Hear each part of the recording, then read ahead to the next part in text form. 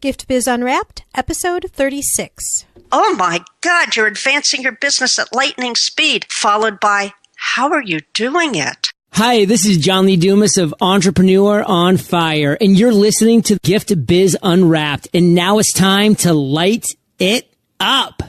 Welcome to Gift Biz Unwrapped, your source for industry-specific insights and advice to develop and grow your business. And now, here's your host, Sue Monheit. Hi there, I'm Sue, and welcome to the Gift Biz Unwrapped podcast. Whether you own a brick and mortar shop, sell online, or are just getting started, you'll discover new insight to gain traction and to grow your business. Today we have joining with us Elinor Stutz. Elinor is CEO of Smooth Sale. She delivers inspirational keynotes, provides sales training, and has authored 2 best-selling books. One is called Nice Girls Do Get the Sale, which is relationship building that gets results, and the other one is called Hired. Capital H, capital I, capital R, capital E, capital D, exclamation point. CEO World Magazine named Stutz one of the brightest sales minds to follow on Twitter. She's been featured on the cover of the March 2015 Sales and Service Excellence e-magazine. And if that's not enough, with the Smooth Sale blog, Elinor is listed as one of the top 100 most innovative sales bloggers. Wow. Welcome to the show, Elinor. Well, thank you so much for having me, Sue. It's an honor. Is there anything you'd like to add to the intro before we get started? The only thing I'd like to add is that I'm having the time of my life being an entrepreneur, and that apparently is the key for doing well in business. Enjoy what you're doing. Absolutely. And you'll give us some more details behind that as we go on, I'm sure. Absolutely. As our listeners know, we like to align the conversation around the life of a motivational candle. The light shines on you while you share your stories and experiences. So are you ready to light it up, Elinor? I am. All right. So I'm going to give you a little scene here. You may not know this, but you are busy writing your 3rd book. And you are sitting in a nice library, and maybe you write on your computer, not sure how you do it. And just for ambiance, to get that spirit flowing with the words, you have some candles surrounding you. What color is your favorite candle that's sitting on your desk? My favorite candle color is purple. And why purple? Because it is a more creative color. Fewer people choose that color. And I've always been known to be different from most everyone else. It stands out and it gives me energy. Love that. And what is the motivational quote on that purple candle? For me, it is, and one of the ways that I'm very different is that when you walk, in regard to sales, that is, when you walk in integrity, you never have to change your story. Yeah, it's a lot easier when you are telling the truth, walking in integrity, being yourself, right? Absolutely. Is that quote by anybody you know? Yes, Elinor Stutz. There you go. It's your own quote. I love it. We're going to spread this one. How about that? That's fantastic. Yeah, it's. I'm working on a new book, and it's about putting sales on a higher plane. Maybe you'll reveal some things here while we're chatting, too. I don't know. I just might. Let's go back and let's talk a little bit, because I'm very intrigued, and I think many of our listeners may have found themselves in a similar situation that you did when you first entered into the corporate world, if you will. So that, we don't have to say exactly when in life that was, but it was, several years ago, and many of us walked into what were male-dominated workforces. And I know you have a story behind that, so why don't you give us a feel for how that entered in and what you encountered? Well, I was definitely not wanted on the all-male sales team. I actually cornered the district manager into hiring me. He said something, and I lived up to what he said. And then I asked, would you like me to start at 8 a.m. or 8:30 a.m.? And that was how I got hired. So it sounds like you kind of hired yourself. Yes, I did. And I had never sold before other than Girl Scout cookies. I learned years later that I'm a natural salesperson, and I hadn't recognized that. But the men were very upset I was hired. The manager actually told the men not to speak to me. I had no training, never sold before, didn't know anything about the business equipment I was supposed to sell, and I had to ask the secretary how to do my job. She said, you knock on every door in your territory. In those days, we had territories and we had to go door to door. And I actually had 3 big cities in my territory, and I kid you not, I knocked on every single door. But the main question that I asked every single person who allowed me in for a meeting was, what caught your attention to invite me in today? And then I stopped and listened so that I'd know what to continue repeating.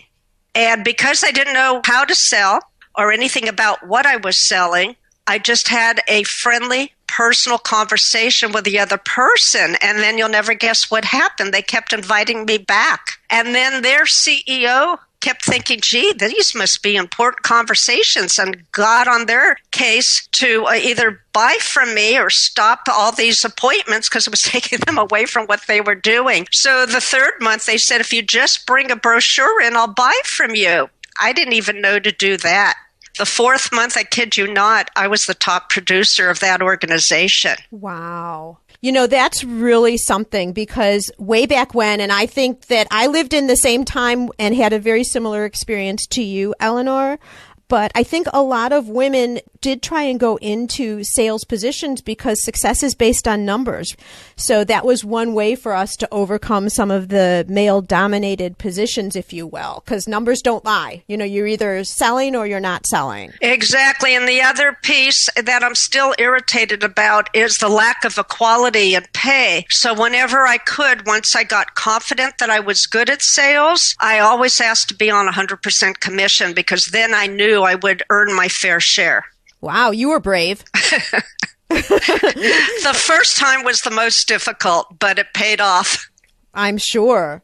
So let's talk, though, a little bit about sales. So you had no training, and sales at that time was very much you tell your customer why they need you, right? And you took the opposite approach. You said, I'm going to listen and see what they're saying they need, and then see if I have the solution. Exactly. So starting with that question, why did you invite me in today? It actually is the diagonal. It cuts through the chase. And they have to be honest about why you're sitting in front of them, taking their time. So there has to be a need. And then you just lead the conversation with questions. Most people do the talking selling, and that just doesn't work. I liken that to stalking. But when you listen and observe body language, facial expressions, and hear what's not being said, that's when you can really narrow in on what they're truly saying, what they truly need, and deliver what their expectations are and possibly exceed them. Right. And you're so different an approach than anybody else was doing, certainly back then. Oh, yes. That's why I said I do everything different from everyone else. That became my personal brand. In fact, all my clients told me I was a breath of fresh air. That became my personal brand in the corporate world. And so what do you think has changed now with the sales approach over the course of time? Because certainly now everybody does talk about, deliver value, and then sell. Do you have any insights for us on that in terms of the evolution of sales? Yeah, it's funny. There's been a big discussion among sales leaders. Some people say you don't need to cold call anymore, like the prospecting I described. And others say, yes, you still do. Social media made everything far more attractive and easier. When you put out quality content, you're going to attract those interested in what you have to offer. And if big companies are not allowing their employees to use social media, I believe they're making a big error, because you can greatly expand your clientele with the usage and then have teams of marketing and sales working together. That's another area where it's evolving. But you still, in the end, need to pick up the phone, email, Skype, video conference, whatever the method is, you need to follow up, and on occasion, you need to initiate a conversation. A one-on-one conversation, not through a computer. Yes, you have to initiate the conversation because you mentioned numbers. You need to keep the pipeline full. If you have that dry up, you've got to start all over again. It's going to take another 3 to 6 months to find more clients. You have to set a portion of your time a day aside so that you may contact new people. So say you're an avid social media user, go on LinkedIn, look at the person's profile, see if there could be a match, and ask if they'd like to get acquainted. And do you think it's all social media now? Do you kind of relate cold calling now to doing that type of prospecting online through social media? I suggest you use all different methods. It's similar to what we were taught years ago about 3 types of personalities, the visual, the audio, and the kinesthetic, the touchy-feely type person. Mm-hmm. And you need to know how to communicate with them. Well, likewise, I believe you need to use all types of mediums and platforms to communicate with your clientele. And the best way to do that is if you do have some type of communication with them, ask them what their preferred method is. Make a note of it and adhere to that. And that way they'll also be more inclined to speak with you. That's a good point. You know, I have a lot of customers who like to communicate through Facebook messages versus email, or they like to talk on Twitter versus email, because I kind of always have gone back and gravitated to email along the way. And sometimes they don't even get those messages. You know, because they're not looking there. They're looking in their preferred communication method of choice, just like you're saying. Absolutely. And, you know, time gets busy, so you don't remember to look in all those message boxes. So you really have to ask where people spend most of their time and how they prefer to communicate. Right. But so then on a sales end, let's say we are selling, then we do have to look in all those areas.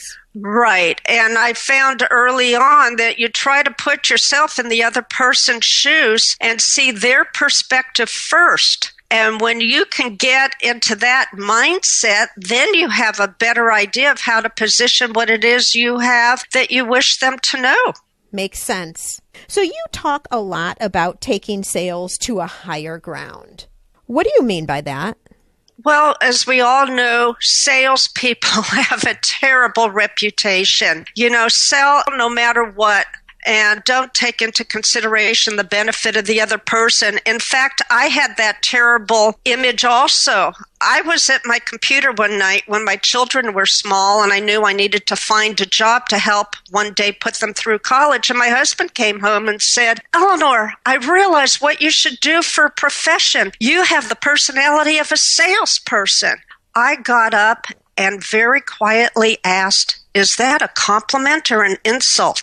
So, I mean, you know, it's funny. We all laugh at that, but there's an element of truth behind that. So the reason I was called a breath of fresh air is because I didn't do the talking. I did most of the listening.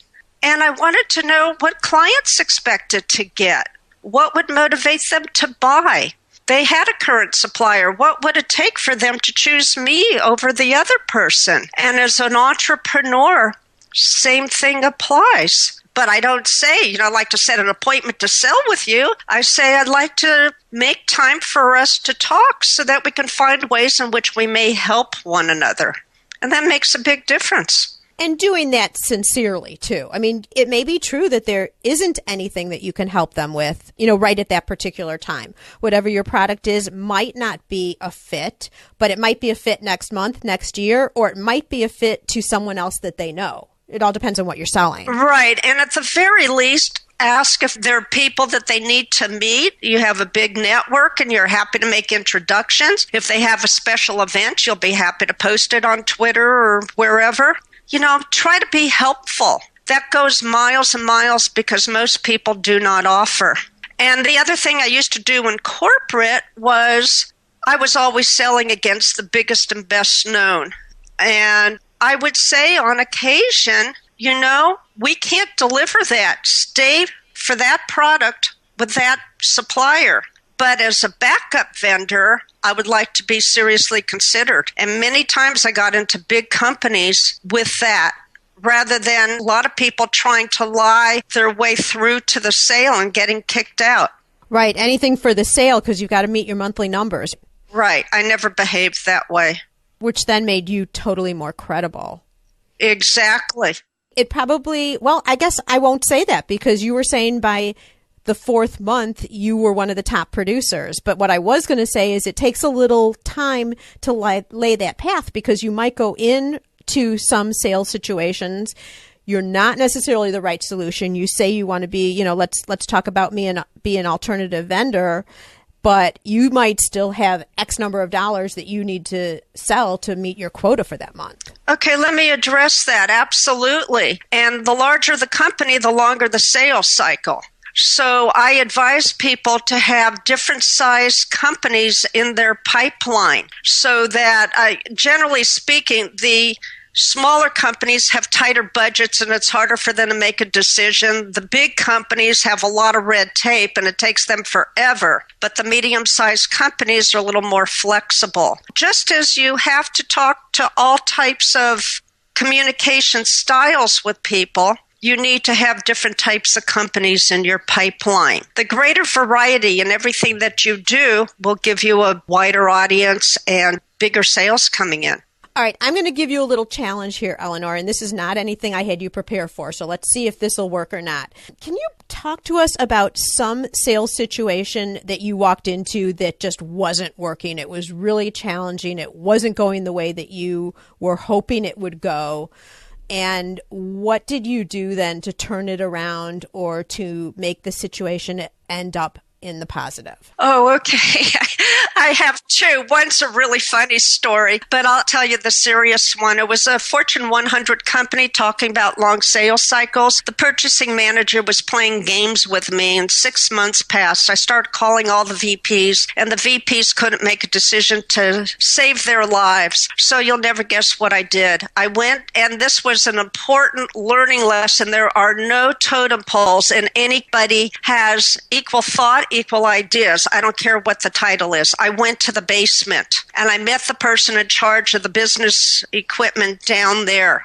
And my company, for the first time, was going to have a show and tell at a hotel. So I invited the gentleman in the basement to come. I did not invite any of the executives, just him. When he arrived, I introduced him to our executives. I showed him every piece of equipment, and I made sure he got a nice lunch and that he was happy and comfortable. After the event, I checked in with him, and he said he had never been treated so respectfully before. And then you know what he did? He called the executives actually in charge of the decision and said, you buy from these people. They deliver service unlike anyone else. And I got that Fortune 100 company. Wow. How did you think of this? It was my last hope. Part of it is determination. You have to believe you would be successful in any given situation and do everything imaginable to make it happen. There are going to be drawbacks. This whole sale took an entire year, but I finally got it. You just have to keep going. I bet you celebrated that night. Oh, I did. That was a well-earned one, that's for sure. We got the house painted, too. It was a nice bonus. Oh, there you go. You said you had two stories, and one was a funny one. Oh, yeah, the funny one. I went into a company, and a woman, no less, was treating me like dirt. She was so rude to me. I got back to the office and told her I could not help her, but I knew someone who could. The person I knew who could was the most obnoxious salesperson I ever encountered. So I introduced the two of them expecting to have a good laugh. Well, the laugh got even better. A month later, they both were on the phone calling me to thank me for the introduction. I believe they started dating. Oh, my word. That is funny. But there's a little bit of a rascal in you, Elinor. Oh, absolutely. No denying that one. That's funny. What do you think? A lot of our listeners have retail shops or they'll sell at craft fairs, that type of thing. They're not necessarily going into the bigger corporations all the time. Do you have any sales tips for them in terms of how they work with customers who, they've come into a shop, right? Mm-hmm. So it's not like you're going out and prospecting and then going in to sell to them to a meeting. But do you have any insights if it is the way I had just described, that type of situation? Well, it'd be very similar, very friendly, thank people for coming in, and you can adapt the question, what caught your interest today? We're so happy you came in. What motivated you to come into our shop today? Are you looking for something special? And let them do the talking. Really what you've talked about this whole time has been just be human and friendly and interested in other people. That's the whole key. I was at a leadership roundtable meeting. I won't tell you which company, and they thought it was all nonsense. And they wouldn't let me talk. In 8 hours, I got 2 sentences out, and that was it. But you know what? That company's struggling. You have to build relationships. You have to follow up with people. And for retail shops, you have to have a reward of some sort, like they have 10 visits or 10 purchases, you get some kind of freebie, or let them know about events going on. If you're having a holiday party, maybe get their text ID and send messages to them. Ask if they'd like to keep in touch. So all really to show appreciation for them coming in, being a customer, and being loyal to your shop. Absolutely. And creating just a fun, nice relationship where you want to go back. All of us by now have heard the saying, you do business with those that you know, like, and trust, right? And the only way to do that is to speak human to human, one-on-one with each other, and to provide a good experience. That's the entire key to the whole thing. People ask me how I came up with the name Smooth Sale. My daughter actually named it. She's in marketing, but she saw me almost always getting the sale that I put my mind to. And what it refers to as time went on is that you build a returning and referring clientele, and your clientele actually becomes your sales force without having to pay them, because they start telling everybody else they know how wonderful you are, and more people are driven to your store. Couldn't agree more. So we've talked a lot about different strategies. We've talked about different stories so that our listeners have a nice takeaway in terms of what they could, after they're done listening to the podcast, how they could apply this to their business. Can you consolidate this into 3 actionable strategies that you would suggest people use to help increase their sales results? I would review, especially during holiday time. Well, between that and the beginning of the year, it's kind of slow, or at night, you're mentally going through everything. Start creating lists of people who expressed interest, but you weren't able to follow up with. Think about people who really intrigue you, who complement what you do. Maybe you can partner on an event to further pick up business. If you're not on social media, maybe you can look into one of the platforms that intrigues you the most. But I advise that you always do goal setting, have that large vision where you ultimately want to wind up, how you want to be remembered, your legacy, and then work backwards, putting in place the milestones, and on a yearly basis, the 6-month goal, the monthly, the weekly, and daily have a running task list so you don't waste time trying to remember what you need to do next. And you accomplish a whole lot more moving forward in business development that way. Mm-hmm. In fact, to prove the point, when I first started networking, people used to say out loud in front of my face, she's never going to make it. That's ridiculous the way she operates. 6 months later, I heard from the same people, oh my God, you're advancing your business at lightning speed, followed by, how are you doing it? So I created my laser goal setting system in the form of a postcard with accelerators, and it speaks to what I just shared. Okay, so the 3 actionable strategies really are to make a list of people that you might have wanted to get in touch with, or possibly prospects that have come in either online, you're capturing them through email addresses, coming into stores, that type of thing, and reach out to them so that even if they didn't make a purchase, they see that you know them, you've identified them as a person, and that starts developing a bond between you and your business and that person. Number 2, also look at what types of partners you might have. Other people who might have a similar audience to you, but sell different products. Maybe you guys can put together events or something. And as you do all those things that are more tangible, also think about what is that long-term goal you're trying to reach. Where are you trying to get to a year out, 5 years out, however you're planning on doing it, and then back it up from there. Because if you don't set your long-term goal, you kind of go willy-nilly and sometimes can get very much off track because you don't even know what road you're really on, what your final destination is. Exactly. Yeah, the goal setting is key to sales and everything you do. That should probably be the first one, not the third one. Probably. We're going to move in now to the reflection section. This is a look at you, Elinor, and what's helped you to be successful all along the way. What natural trait do you have that you think has helped you to succeed? I observe. Observation is key to really understanding and learning more. And I observe errors of others as well as the better strategies they use, and I learn from both. Yeah, because you really, you can learn from something that didn't go well just as possibly even better than you can learn from something that's just smooth, to use one of your branding words. Yes.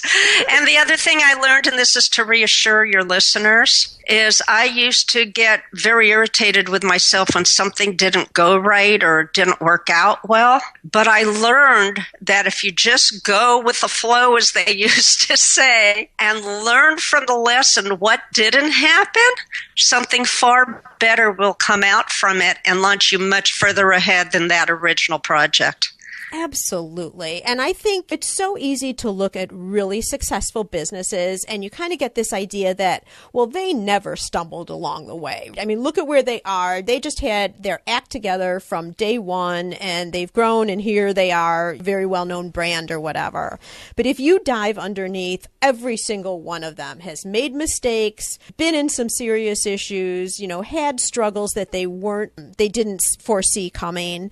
But the key, and this is what listeners, I want you guys all to remember, is the key is that doesn't stop them in their tracks. They figure out ways, whether it's going to see the guy in the basement who works on the equipment or whatever the situation is, they find other ways around an obstacle. They don't just stop. And it's the successful businesses that do that make it to their final goal. Too many fall by the wayside when they encounter struggles and challenges.